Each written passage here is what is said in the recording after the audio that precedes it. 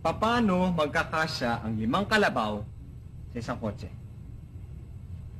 Di, pilitin mo isiksik. Hindi. Patong-patong sila. Hindi rin. Yung ice cream? Hindi ah. Ano, si Red? Sirit.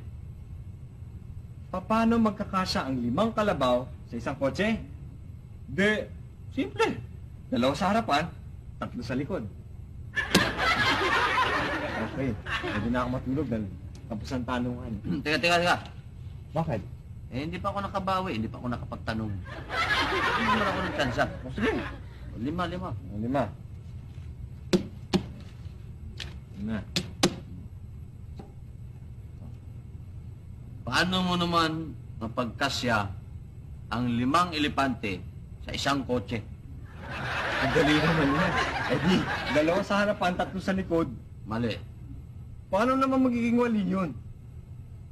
Paalisin mo muna yung 5 kalabaw bago mo ilagay ang elepante. 2 sa harap, 3 sa likod, at 1 piso sa bulsa. Pero teka muna. Di pa tapos eh. Meron pa ako isang tanong eh. Tamang-tama, 10 piso pera mo, 10 piso yung pera ko. O, huli na to. O, Paul. O, sige.